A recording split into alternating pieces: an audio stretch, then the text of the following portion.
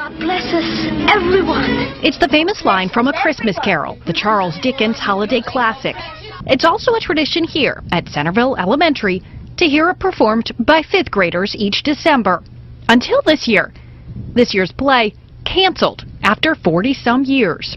I was very surprised because it's been going on for decades and it's a tradition at the school that everybody looks forward to. Parents and relatives of students say it all began when 2 parents complained about the line, "God bless us, everyone." The kids are very proud of themselves for what they do and put that on, and it's just very sad that it's not going to, just because of one little line. Charles Dickens is a classic author, not a religious figure. I just think one little line shouldn't ruin it for every kid. The war on Christmas in Killeen goes on. The middle school teacher who was forced to take down a holiday sign from her door is taking her case to court. On December 5th, Deidre Shannon, a staffer at Patterson Middle School, put a sign up on her door that has a quote from the movie A Charlie Brown Christmas. The principal at Patterson told her to take it down or take out the word Christ. The controversy grew earlier this week when Texas Values Jonathan Saenz signed up to represent Shannon. Saenz and General Paxton sent the school board separate letters clarifying the First Amendment and Texas's Merry Christmas law, which allows students and staffers to extend holiday greetings. Now, the school board voted on Tuesday night 6-1 to have the administration further clarify their winter decorations policy, especially as teachers and staffers around the district had put up Christmas decorations. They also voted to ban the sign. Then the lawsuits were filed. Today, the judge ruled that Ms. Shannon could put the sign back up with the added words, "Miss Shannon's Christmas message." From the beginning, it was clear that the content of the poster that referenced religion was actually targeted by the school. And so we brought that evidence and that concern to the court today, because if you allow people to speak in a public school, if you allow a staff member to put up decorations, as they do in Killeen, but then say that the ones that relate to religion are not allowed, that's a violation of federal law, that's a violation of state law. So we've been telling you for quite some time about what Colin Kaepernick has done and Curtis' trend of taking a knee during the national anthem because he's not happy where America is right now. Well, listen to this story. Our Florida middle school has this beloved coach. His name is Eddie Metcalf. He saw his team take a knee for a prayer, and he joined them. Yeah, it was a student-led prayer, and somebody after this actually posted this video on the Facebook, and as it turns out, the organization, the Freedom from Religion Foundation, saw that video and contacted the school and said, hey, that coach can't take part in kneeling. Now, keep in mind, it was a student-led prayer. He wasn't leading it. He wasn't praying that we could tell of. All we know is he knelt. The school board said the act of reverence is against the law. The act of reverence. You can't be reverent, apparently. The coach can't participate in the prayer. Even though he wasn't giving the prayer, he can't even take a knee and participate. What does this world come to, guys? Now, Oxford University is encouraging students to avoid the pronouns he and she so as not to offend transgender undergraduates.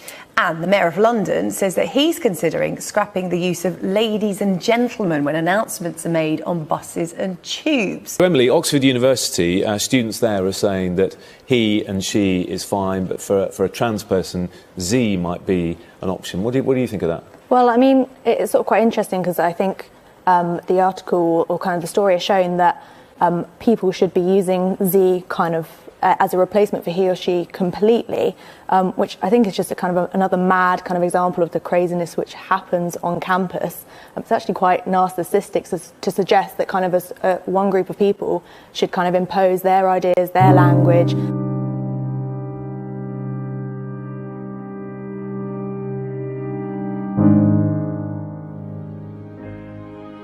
When I was born, doctor said I was a boy, but I knew in my heart I was a girl. So I may have some boy body parts, but that's not wrong. That is okay. Parents across the country are waiting to see how President-elect Donald Trump's administration will handle gender identity initiatives in schools nationwide. In Fairfax County, guidelines on the hotly contested issue are on hold amid lawsuits across the country and here in the state. As we first reported Wednesday night, the issue could likely remain in limbo indefinitely under a Trump administration. My hope is that the new Trump administration will slow this very new social topic that seems to have just leapt upon us. It reflects a very tiny minority of people, and it's just not something that needs to be. It's just not something that needs to be emphasized as much as it has been, and the public needs time to digest it and to come to some consensus about it. Meanwhile, overseas, a massive suicide bombing. It happened in Turkey's central Kayseri province. The bomb destroyed a public bus carrying off-duty Turkish soldiers. At least 13 people were killed, dozens more wounded.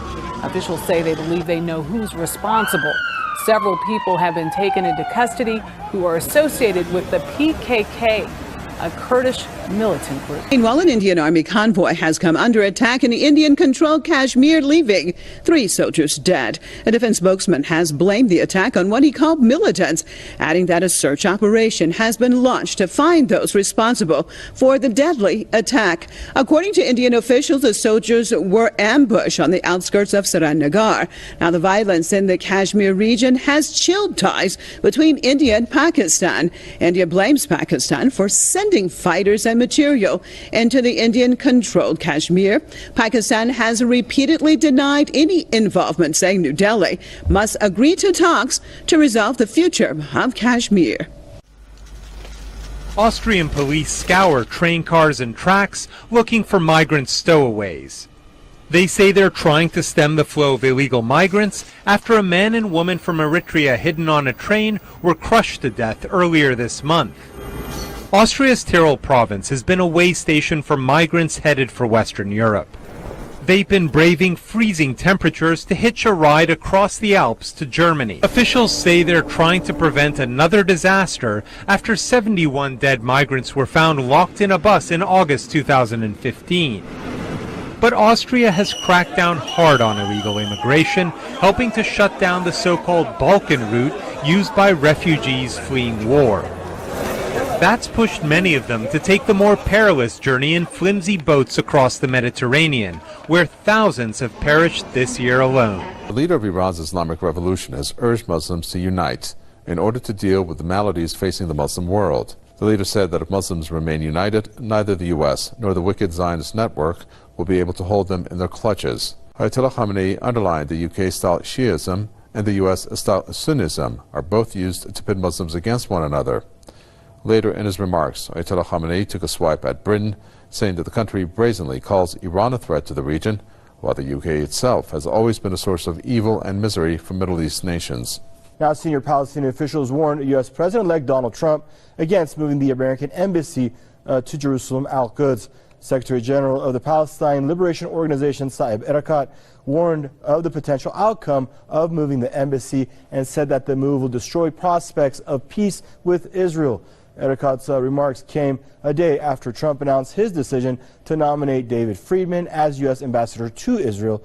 Friedman's nomination is welcomed by Israeli Prime Minister Benjamin Netanyahu and members of his right-wing cabinet. The reward for any information leading to the head of ISIS is now at $25 million. Abu Bakr al-Baghdadi is the self-proclaimed caliph of ISIS. In 2011, the State Department set the reward for information that led to his location or arrest at $10 million. Since then, he seemed to stay one step ahead of the U.S. intelligence. That could be because al-Baghdadi is incredibly secretive. Top ISIS leaders communicate with him through handwritten letters or in-person meetings. Even then, he's known to wear face coverings. The push to find al-Baghdadi comes as the U.S. and local forces close in on ISIS, retaking much of Mosul, ISIS' last stronghold in Iraq, and Palmyra in Syria. The U.S. also said in early December it would deploy more troops in the push to retake the Syrian city of Raqqa, the focal point of ISIS territory. The liberation of the Syrian city of Aleppo now proclaimed over, civilians are finally getting the chance to start rebuilding their homes and their lives. When the terrorists were here, the doctors treated only them and never helped civilians.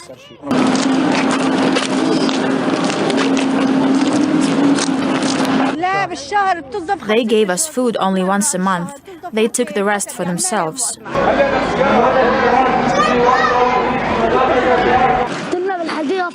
A few days ago, I was playing here with my friends, and someone threw a rock. It hit a mine, which exploded. Several people were injured, including me. Look at the blood. Unexploded bombs are all over the eastern districts. So now Syrian and Russian demining teams are clearing the streets. They're removing explosives from numerous schools turned by extremists into weapons factories. U.S. officials say China will return a Navy drone seized from the South China Sea. The Pentagon now saying it has secured an understanding with Beijing. The Chinese Navy seizing the underwater device earlier this week, sparking more tensions between the two world powers. It's unclear why they took the drone, but President-elect Trump took to Twitter this morning, tweeting, "China steals United States Navy research drone in international waters, rips it out of water, and takes it to China in unprecedented act." He initially misspelled unprecedented, deleting that tweet and posting another with the correct spelling. Now, Trump's not the only one responding here. John McCain tweeting, "The Chinese Navy seizure of a U.S. unmanned vessel in international waters is a flagrant violation of freedom of the seas. China had no right to seize this vehicle, and the United States must not stand for such outrageous conduct." It comes after Trump has said the one China policy regarding Taiwan is up for negotiation. So these are sensitive times between the two countries. The Chinese did issue a statement. They said that the U.S. is hyping up the drone issue.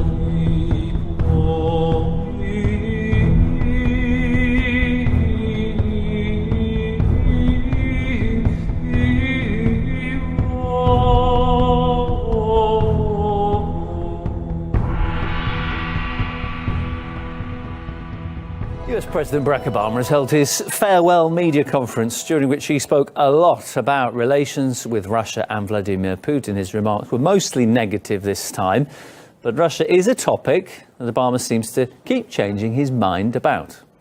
Russia is isolated, with its economy in tatters. Russia is a major military, the second most powerful military in the world.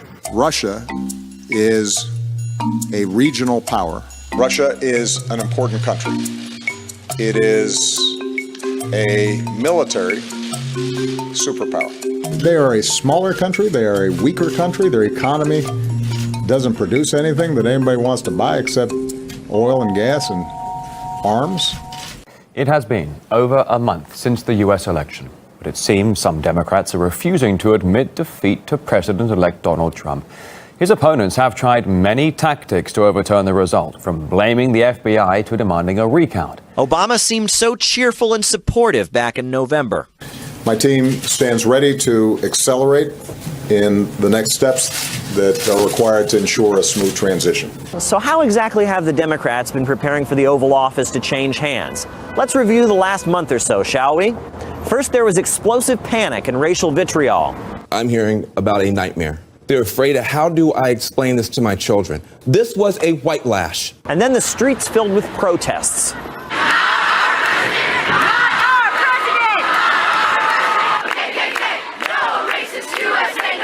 Then there were recounts, just in case the original total hadn't been accurate. And then there were calls to scrap the results anyhow, because Clinton had won the popular vote, so who cares how those hillbillies in Ohio voted anyway? And then they decided to blame the Bureau and pitch a fit at the FBI. I wrote in August, and the FBI director didn't have the decency, the courtesy to even respond to my letter.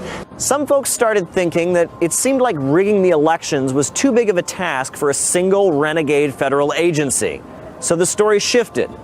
Suddenly, Hillary Clinton's loss was the result of the personal diabolical efforts of one man, whose first name happened to be Vladimir. There's no question that Russia has a very robust system of putting out fake news and other types of propaganda. All right, a mad dash to switch electoral votes ahead of Monday's crucial electoral vote. Hi, everyone. Glad to have you. I'm Neil Cavuto, and by all accounts, no matter how the Electoral College vote goes down, put this down. Donald Trump is and will still be America's next president. But that is not stopping a number of celebrities urging electors to be heroes and vote against him. Saturday, eastern Papua New Guinea experienced an earthquake with a magnitude of 7.9. According to the Pacific Tsunami Warning Center, widespread hazardous tsunami waves are possible. Countries that could be affected by potential tsunami waves include Indonesia, Pohnpei, Nauru, Chuuk, Kosrae, Vanuatu, and the Solomon Islands. A spokesperson for the Ministry of Civil Defense and Emergency Management stated, "We're continuing to assess the situation. At this stage, we're advising New Zealanders to stay off the beaches, stay out of the water, not go sightseeing, and to listen to the radio and TV." After sweeping across Europe, bird flu is back in the UK. The British government confirmed the outbreak of the H5N8 strain on a farm in Tetney, Lincolnshire. However, fears are rife that cases could spring up elsewhere in the country. Amid complaints not enough is being done to ensure bird keepers are observing a 30-day quarantine.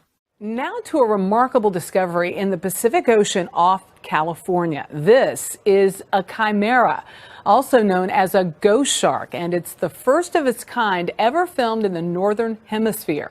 The footage comes to us from the Monterey Bay Aquarium Research Institute. As you can tell from the darkness here, it lives deep underwater. The species is older than the dinosaurs, and not much is known about it.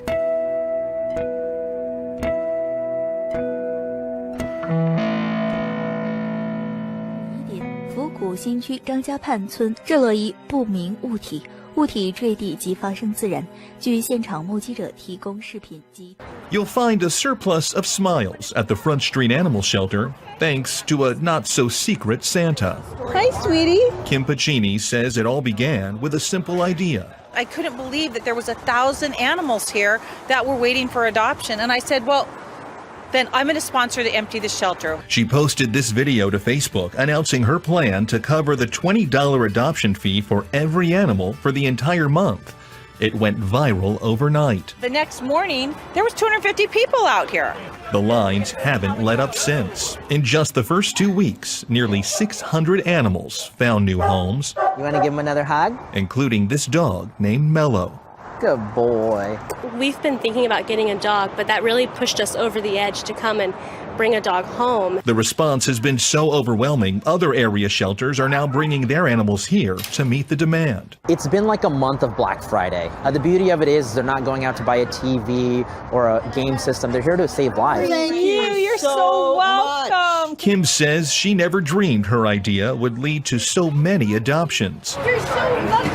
She hopes her gift will inspire others to follow her lead. My heart is so full. I told my husband the other day, I don't think I've ever been this happy in my whole life. Don't want to be afraid, hard not to hesitate, but we can't wait to be the change. It's not too late, free from hate. Think of the future that we could create.